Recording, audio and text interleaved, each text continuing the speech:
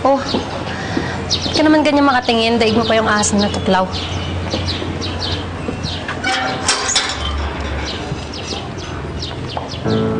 Ano na naman bang ginagawa mo dito? Kukunin mo naman si Ferdy na walang paalam? Oh, gusto mo talaga akong mamatay sa takot, no? Parehong-pareho kayo ng mommy mo. Relax. Wala naman akong balak kunin si Ferdy tsaka wala akong plano maging babysitter mo. Nandito lang naman ako dahil may gusto akong ibalita sa'yo na I'm sure ikatutuwa mo. Nahanap na nila si mommy? Hindi yun. So, ano yung good news? Well, nandito sa Pilipinas, ang beloved boyfriend mo, si Santi. Ha?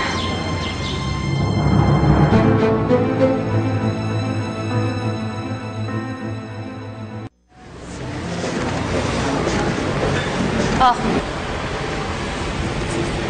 What's this? number ni Rachel. Ayaw mo ba? Siyempre, gusto.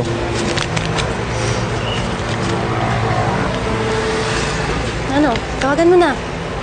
Parang gusto mo naman na ikaw na mag-invite sa kanya ng personal, di ba? You know what? I know, naman pa rin niya ako. Sige. Basta patunayan mo sa akin na ikaw pa rin talaga ang mahal ng pinsan ko at hindi si June. Dapat, pag niyaya mo na siyang makipagkita sa'yo, kailangan sumama na siya sa'yo. At ang pinaka-importante, sabihin mo sa akin kung saan at kailan. Sure. Okay.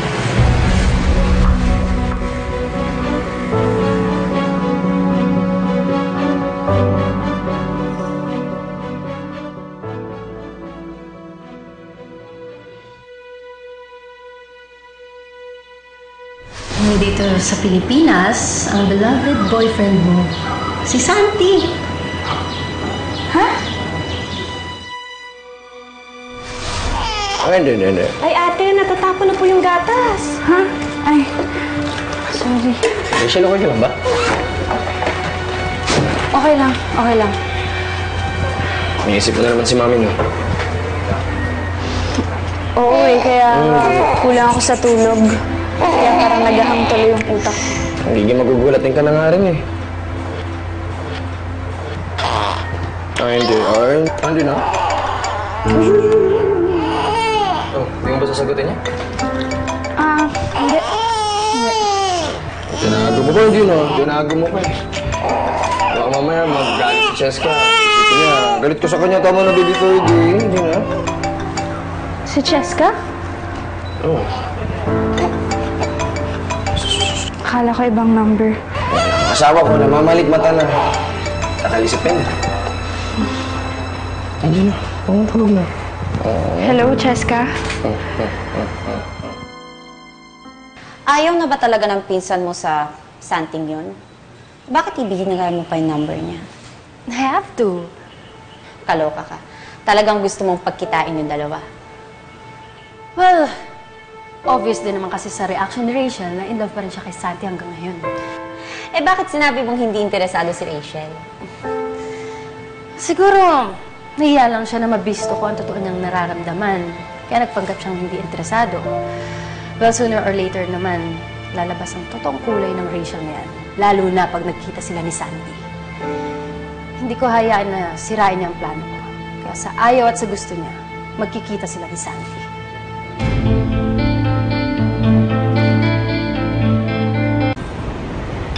Rich, wala ka na bang feelings for Santi? Basta ang malinaw sa akin ngayon, si Junior na yung mahal ko. Hindi man lang ako natuwa nung nalaman ko na nakabalik na si Santi. Mas takot yung naramdaman ko. Kasi baka guluhin niya kami ni Junior. O kaya baka kunin niya si Ferdy. Sabi sa akin ng uncle kong lawyer na hanggat walang 7 years old ang bata, walang karapatan kunin ito ng tatay sa nanay.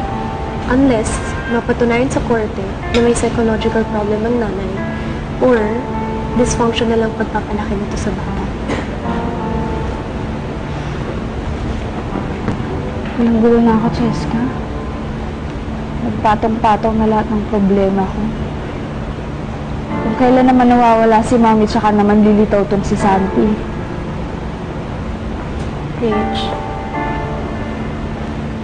malalampasan mo din yun. We'll get through this. Kailangan mo lang ngayon, pakatatag ka. Sana kaya ko maging matatag. Sana kaya ko talagang malampasan lahat ng ito.